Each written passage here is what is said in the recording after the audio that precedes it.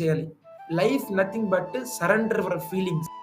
నువ్వున్నావయ్యా, నువ్వు నాతో ఉన్నావయ్యా, స్వామి నువ్వు నాతో ఉన్నావు. ఆ ఫీలింగ్ ఎలా వస్తది ప్రభు? గుడ్డోడంటే కళ్ళు గుడ్డితనం కాదండి. నెక్స్ట్ ఏం జరుగుతుందో తెలీదు కదా మనకి. అన్ని గుడ్డితనం అంటారు. ఓహ్! అద్దా సారీ. భగవంతుడా నేను నీతో ఉంటా, నీ మాట వింటా, నీ కోసం బతుకుతా. అది భగవంతుడు నన్ను కాపాడు అంటే దాని అర్థము భగవంతుడు మిమ్మల్ని కాపాడటం ఏంటంటే మీరు ఆయనతో ఉండడం, ఆయన కోసం ఉండడం, ఆయన కోసం బతకడం, ఆయన చెప్పినట్టు ఉండడం, ఆయన రక్షణలో పెరగడం. నాకు ముందెళ్ళే దారి తెలియనప్పుడు నడిపించే భగవంతుడు ఉన్నాడు కాబట్టి నాకు దారి తెలియకపోయినా పర్లే. నేను గుడ్డివాడిని అవ్వచ్చు కానీ కళ్ళు ఉన్న వ్యక్తి నా తోడుకున్నప్పుడు నాకు గుడ్డివాడినే కాదు. భక్తుడి శరణాగతి భగవంతుడికి. కృష్ణుడితో ఉన్నవాడికి ఎట్లా ఉంటుంది? కంటికి కనిపించట్లేదు వాడే మనకి నడిపిస్తాడులే అనుకుంటూ కుదరదు. కంటికి కనిపించే వాళ్ళే మిమ్మల్ని చంపుతుంటారు, కానీ కంటికి కనిపించే వాడు నడిపిస్తూ ఉంటాడు. దైవత్వం అనేది కనిపించిన అవసరం లేదు, నడిపిస్తే సరిపోతుంది. కంటికి కనిపించే బంధువులు ఎంతో మంది మనకి ఇబ్బంది పెడుతుంటారు, కానీ కంటికి కనిపించిన బంధువు మనకి ఇబ్బంది పెట్టడు. కృష్ణ వాసుదేవ కృష్ణుడు మనందరికీ చాలా ఇంపార్టెంట్. ఆయన మన లైఫ్లో ఆయన మనం మిస్ చేసుకోకూడదు అనమాట. పొద్దున్నుంచి రాత్రి వరకు ఆయనతోనే ప్రయాణం. శరీరం ఎక్కడెక్కడ తిరిగినా సరే ఆత్మ అయితే ఆయన చుట్టూ ప్రదక్షిణ చేస్తూ ఉండాలి. ఇది మీ జీవితంగా మార్చుకోవాలి. కష్టం వచ్చినప్పుడే కృష్ణ కాదనమాట, ఎల్లప్పుడూ కృష్ణ స్మరణ, కృష్ణుడి పట్ల ఆసక్తి. జీవితం అంటే ఒకటే లక్ష్యం, ఆసక్తి ఆసక్తి ఆసక్తి. కృష్ణుడు కృష్ణుడు కృష్ణుడు అనంతమైన ప్రేమ, అనంతమే. మీ ప్రేమ 100% కృష్ణుడికి మొత్తం ఇస్తే కృష్ణుడికి 100% అంకితం చేద్దాం. నామం ద్వారా, నామం ఎక్కడుంటుంది? సాధువుల సాంగత్యంలో. సాధు సంగత్యంలో నామజపం చేస్తే ఆసక్తిగా మారి కృష్ణుడి పట్ల వచ్చిందంటే అప్పుడు నిరాసక్తి అవుతాం బయట విషయాల పట్ల.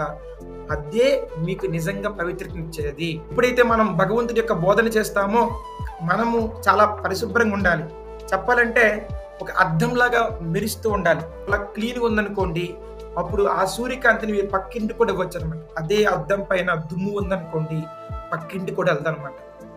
భగవంతుడి యొక్క జ్ఞానము, సాంప్రదాయ ఆచార్యులు చెప్పిన సమస్త జ్ఞానమంతా కూడా మనకి శ్రీల గురుదేవులు వారు, ప్రభుపాదుల వారు తన పుస్తక రూపంలో మనకి అందించడం జరిగింది. కేవలం వాళ్ళ పుస్తకాలు మనం జాగ్రత్తగా పఠించినా, జాగ్రత్తగా విన్నా, చదివినా మనకి మన హార్ట్ క్లీన్ అవుతుంది.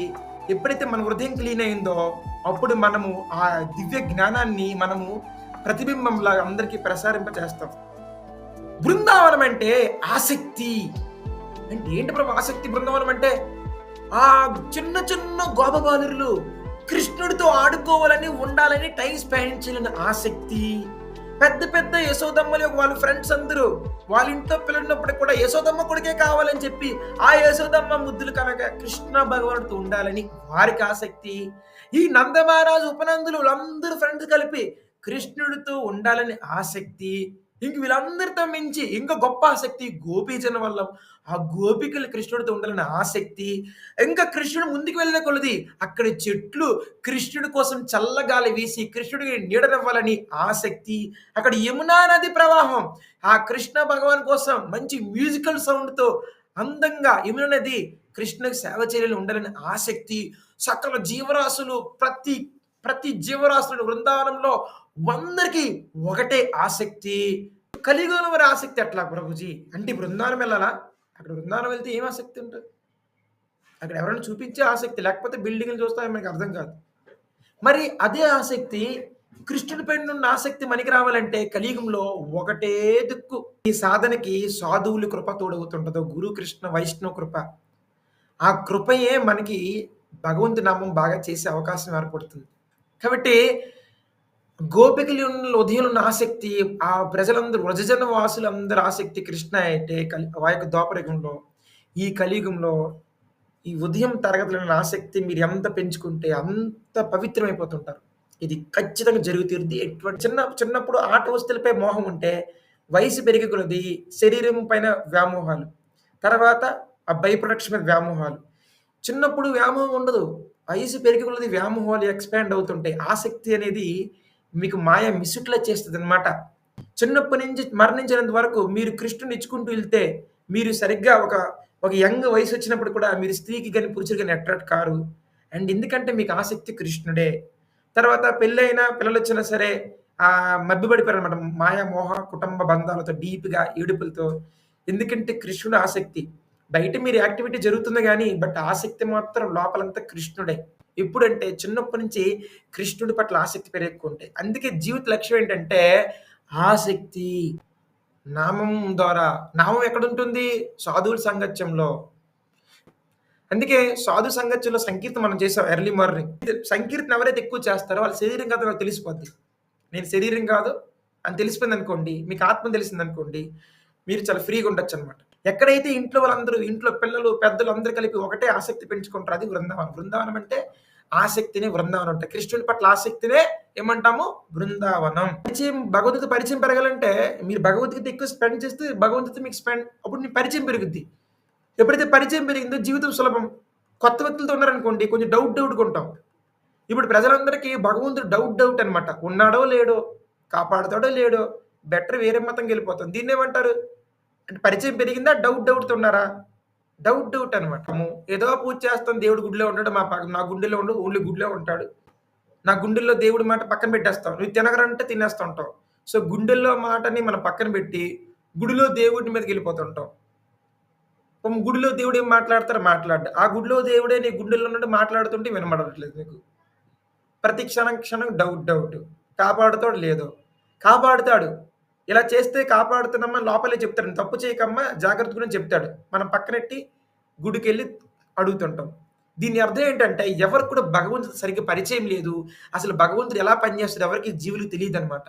ఎందుకు తెలీదంటే భగవద్గీత నడవడం లేకపోవడం వల్ల, తెలుసుకోలేకపోవడం వలన.